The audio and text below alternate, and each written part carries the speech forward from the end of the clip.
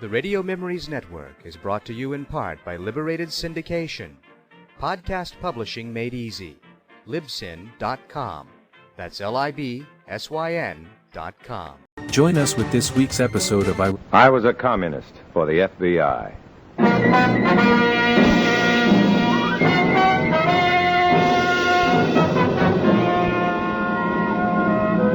Starring Dana Andrews in an exciting tale of danger and espionage. I Was a Communist for the FBI.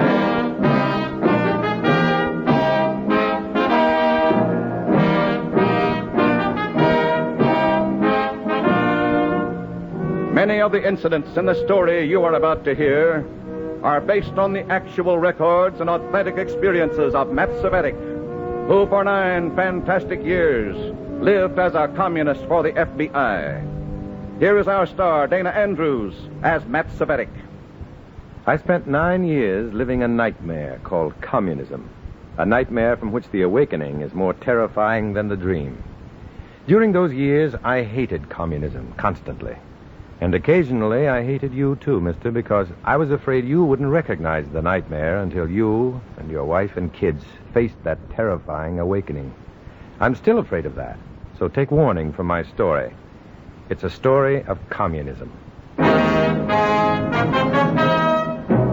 In a moment, listen to Dana Andrews as Matt Cvetic, Undercover Man.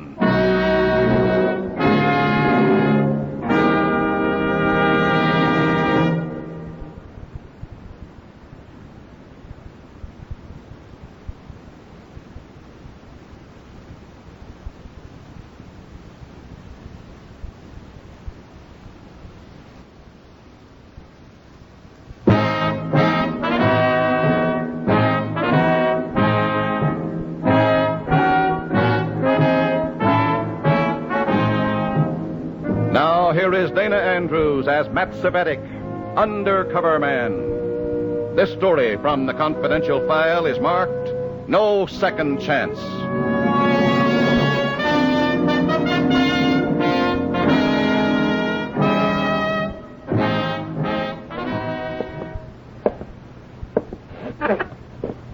Well, it was quite a meeting, Comrade Cvetic. You didn't ask me to wait until the others had left just to tell me that, Comrade Harden. No. You have no time for anything except party business, do you, Comrade Cvetic? When I joined the party, I put everything else behind me, just as you advised the new members at tonight's cell meeting. Of course. Unfortunately, some members forget that advice. The party knows how to handle those termites. Yes. Now we've reached the reason for asking you to wait, a matter of termite exterminating. What do you mean, Comrade? I don't know the details. I know only that you have been ordered to Los Angeles to cooperate with the MVD in a matter of termite exterminating. You'll go by train tomorrow.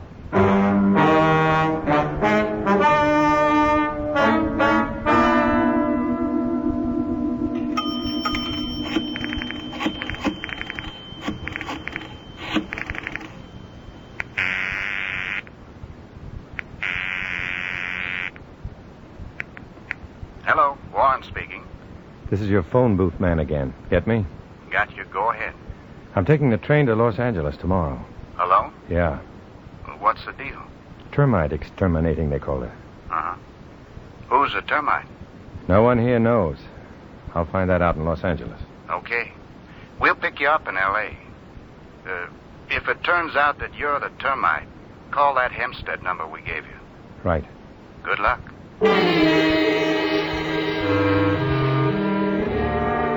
It hadn't occurred to me that I might be the termite up for extermination, and I didn't like thinking about it. That kind of thinking drives you nuts.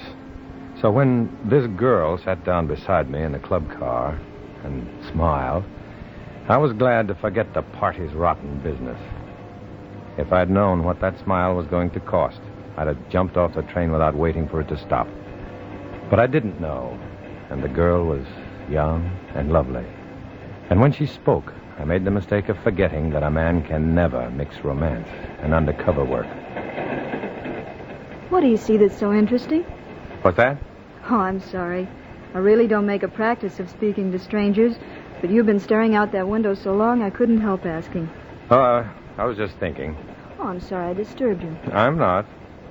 You've given me something a lot more pleasant to think about. Thank you. Are you going clear through to Los Angeles? Yeah. Are you? Yes, it's my home. You know, I've often wondered what it would be like to live out there. Oh, it's wonderful. At least it used to be before my parents died. That was 5 years ago. I haven't been back since. Oh. But you still call it home? Yes. My brother still lives in the old house. He's kept everything just the way it was before Mother and Dad died. Oh. Even my room is just the way I left it. Sounds like quite a sentimentalist. You don't approve of sentimentalists? Well, I don't meet many of them in my business. Oh. What business are you in? I'm traveling at the moment. Well, then this is a business trip. Strictly. No pleasure? No pleasure. Well, we'll have to do something about that. Why don't you phone me just as soon as you finish your business? We'll see the town together. Well, it sounds like a great idea. I'm glad you like it. There's just one tiny flaw in it. What's that? We don't know each other's names. Oh, we were talking so easily I forgot that we haven't been friends for years. I'm sorry. Oh, don't be. I feel very flattered. My name's Matt Savetic. And I'm Helen Enright. Would you have dinner with me, Helen? I'd love to, Matt.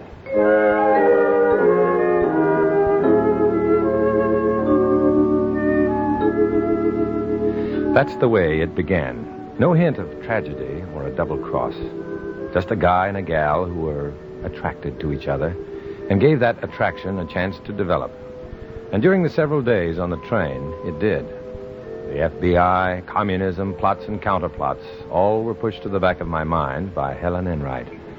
And if Helen didn't exactly throw herself at me, she made it plain that the only other man in her life was her brother, Jack.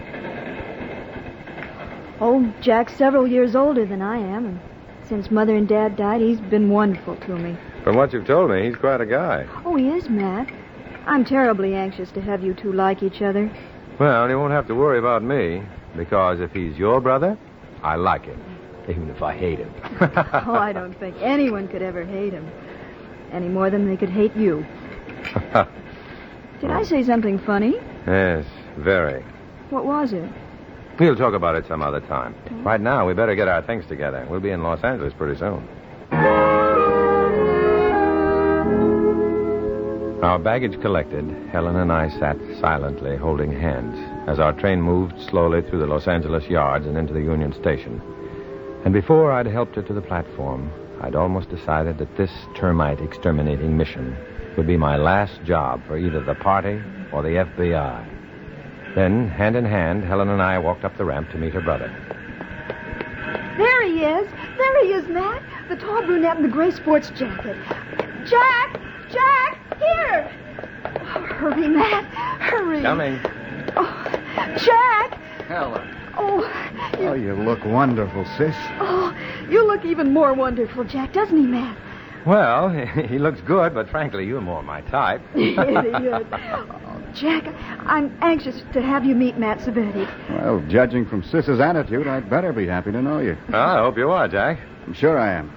You, live in L.A.? No. Well, come on out to the house for lunch. We'll talk it over. Oh, thanks, but I have to finish this job first. When will when will we see you, Matt? The very first second I'm free. I hope it won't be too long. I'll make sure that it isn't, Helen. Give us a call just as soon as you can, Matt. You'll find us in the phone book under Jack Enright.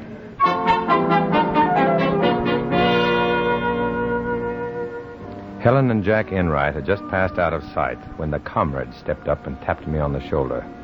At that moment, I was grateful for their waiting until I was alone. Later, well, after they'd identified themselves, we got into their car and drove to a house on Alvarado, where they gave me my orders. This is a delicate mission, Comrade Savetic. There must be no bungling. If you don't think I can handle the job... We think you can handle it perfectly. It was just a warning. What's the job? I like your zealous attitude, Comrade Savetic. Thanks.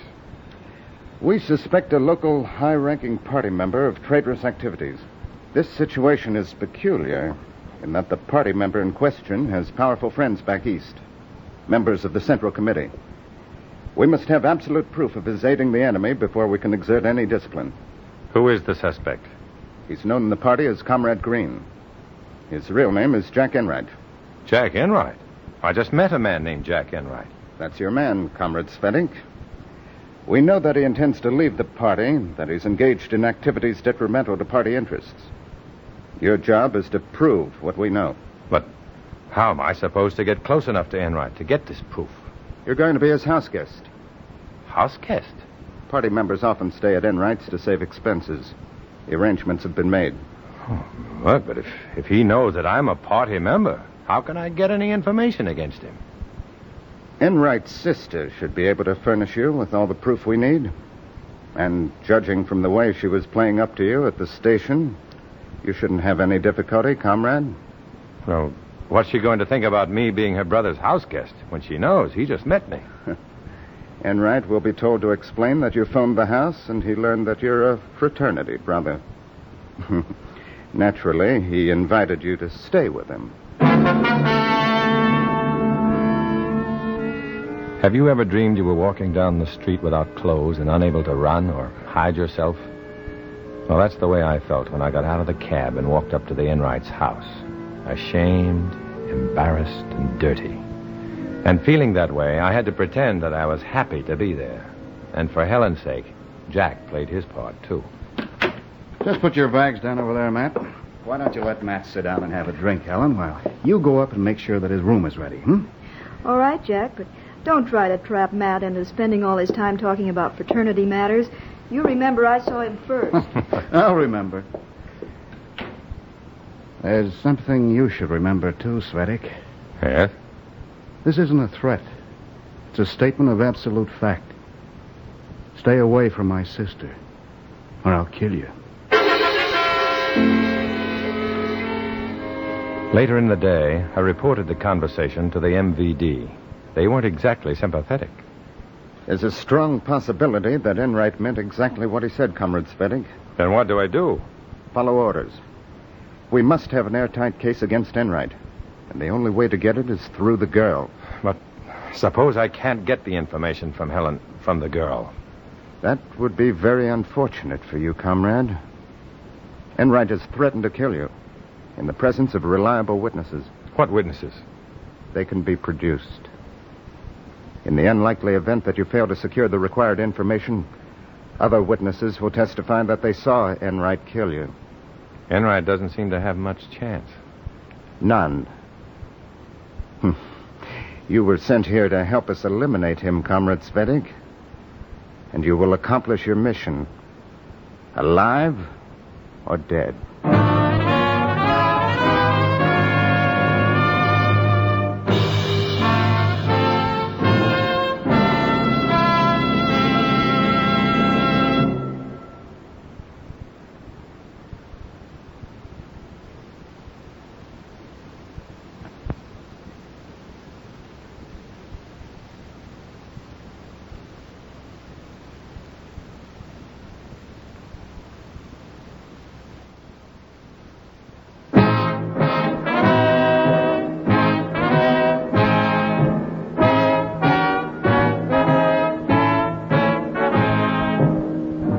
Back to Dana Andrews, starring as Matt Svetink in I Was a Communist for the FBI, and the second act of our story.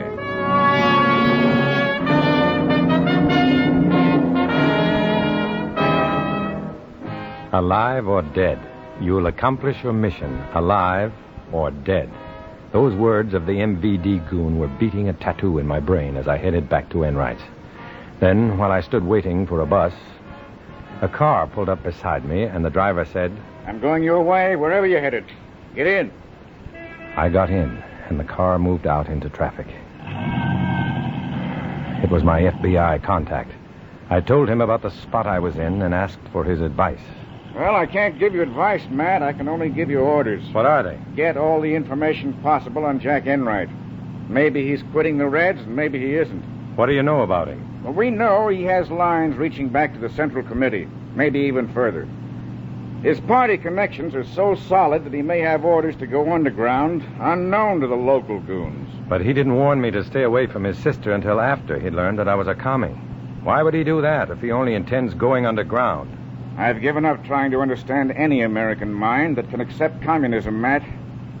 It could be any one of a dozen reasons, none of which would make sense to you or me. You still want me to play up to Helen, his sister?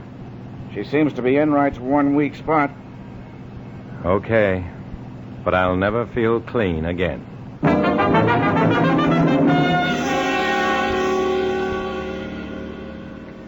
This was the lowest moment I'd ever spent as a communist for the FBI. If Helen had been a Red herself, I'd have had no compunctions about trapping her in any way possible. But she wasn't a Red. She was sweet and innocent and naive. And for some reason, she went for me. Convincing her that she was in love with me was the easiest and the lousiest assignment I ever had. Jack's gone now, Matt. Be right with you, baby. I don't know why we have to be so secretive when Jack's around. I guess I'm a little self-conscious because we're fraternity brothers. I don't follow that at all. Let's talk about something else, Matt. What, for instance? Us, for instance. Should I tell you how I smile whenever I think of you?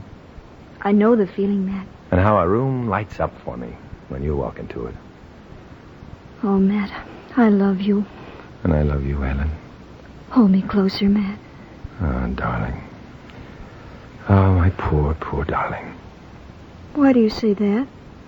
Why, I don't really know. I wonder. Wonder about what? If you've just been pretending, trying to be kind. I certainly haven't tried to be kind. That must be why we've always waited until Jack left the house. What are you talking about? My brother. It's because of my brother that you can never really love me. But I do love you, Helen. In spite of your brother. In spite of my brother. In spite of anything. Then you know. No. No what? My brother, Jack, is a communist. Oh, Helen. You don't know what you're saying. You don't know who you're talking to. I do know what I'm saying, Matt. I'm saying that my brother is a communist. An enemy of my country and my people. And I know who I'm talking to. You do? Who? The man I love. The only person in the world I can turn to.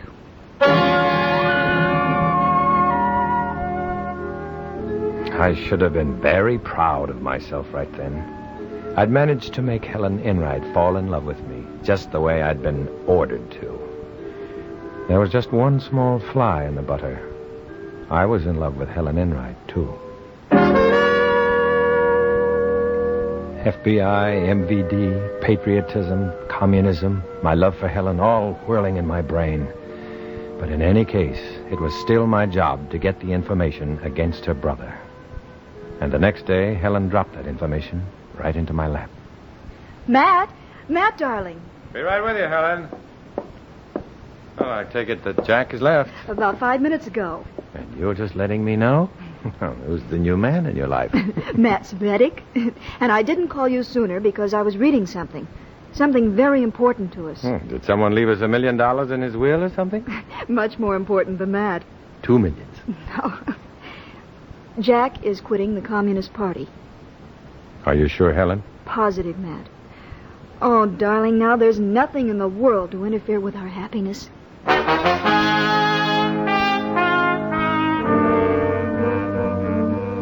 Nothing in the world to interfere with our happiness. Nothing but the FBI, the stinking Communist Party, and me, Matt Cvetic.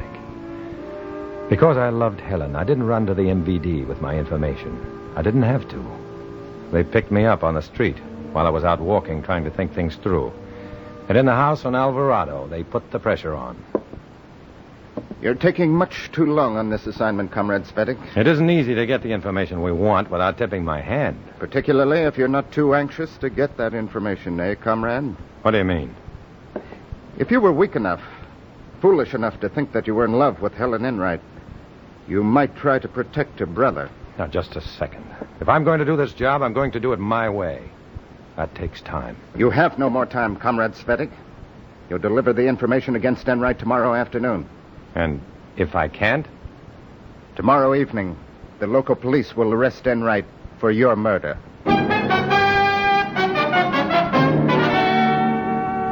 After that pleasant little conversation, I went to a public phone and called the Hempstead emergency number. The FBI arranged to pick me up.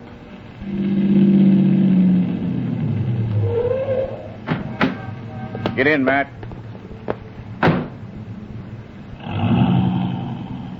You sounded a little disturbed. What's up?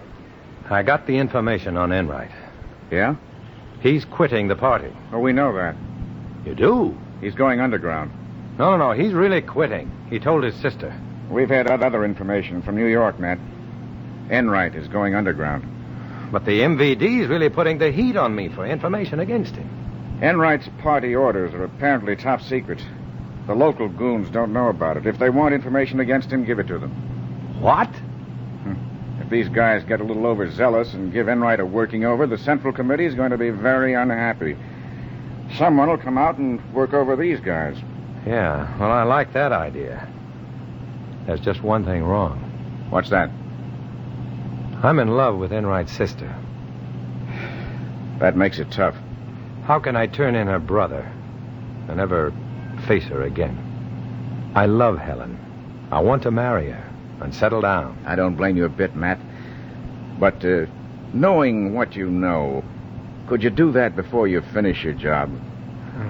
Beating the Reds isn't all my responsibility. Of course it isn't, Matt. You could quit right now and no one could blame you. No one would blame you. Except maybe Matt Svetic. I hated the FBI right then. Yes, and I hated my country, too. I hated everything that stood between me and Helen. Most of all, I hated communism. Because I realized that until communism was destroyed, there could be no love or hope or security for people like Helen and me. I went back to see Helen once more before making my final decision. You were gone a long time, Matt. It must have been awfully important business. I guess you could call it that. Well, I feel pretty important, too. You're pretty important to me. Well, I'll be even more important when you see this. What is it? A paper with a list of names. I found it while I was cleaning Jack's room. It had fallen behind his dresser. Here, let me see it. Of course. See? It says underground contacts, memorize and destroy. Yeah. Jack doesn't know you found this. Oh, of course not, silly. He hasn't been home. Well, don't mention it to him. Why not? Well, it might upset him if he knew that someone else had this information.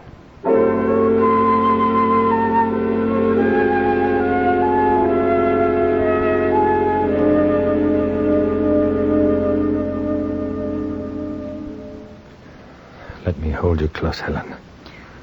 Oh, darling. Oh, I love you so much. And I love you, darling. I've never felt this way about anyone before. And I never will again. You better not. After we're married, if you so much as look at another girl, I'll... Oh, you better forget about marrying me, Helen.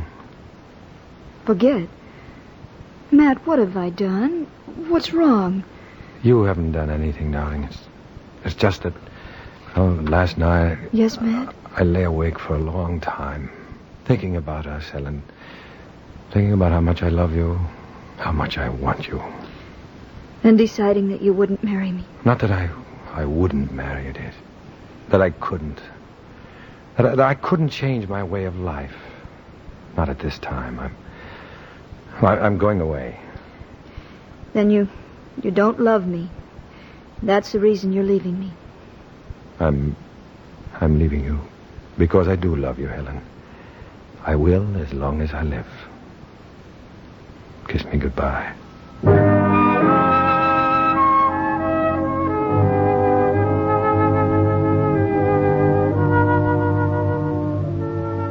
After making a copy of Enright's list of underground contacts, I gave it to the MVD, together with Helen's statement that Jack Enright was quitting the party.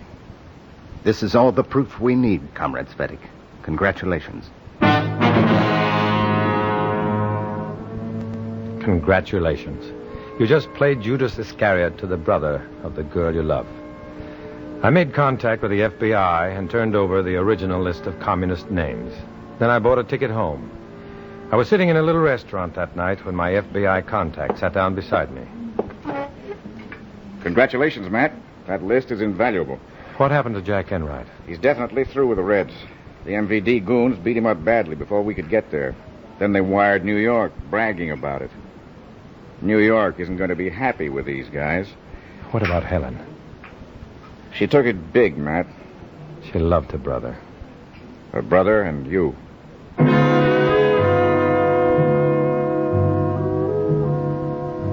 Helen called for me, and I couldn't answer, then or ever again. If I didn't know it before, I realized then that you can't mix a woman and undercover work. At least, not a woman you love. Of course, there are women in the party, women who are interested in other party members. But I've known Helen, and I choose to walk alone.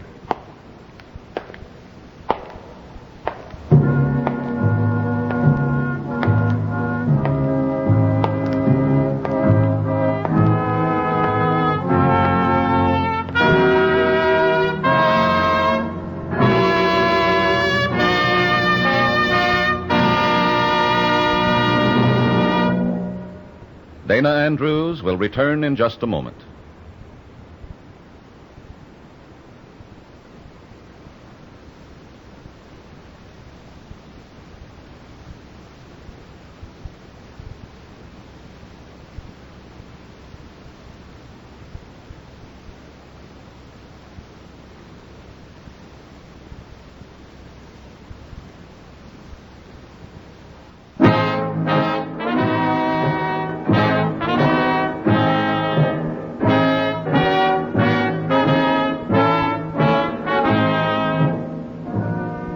This is Dana Andrews.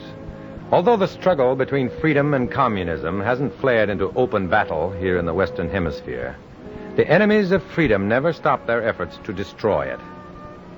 Although to protect innocent persons, the names, dates, and places in this story are fictitious, the danger they warn against is very real. Next week, we'll bring you another strange adventure based on the fantastic experiences of Matt Cvetic. Join us, won't you?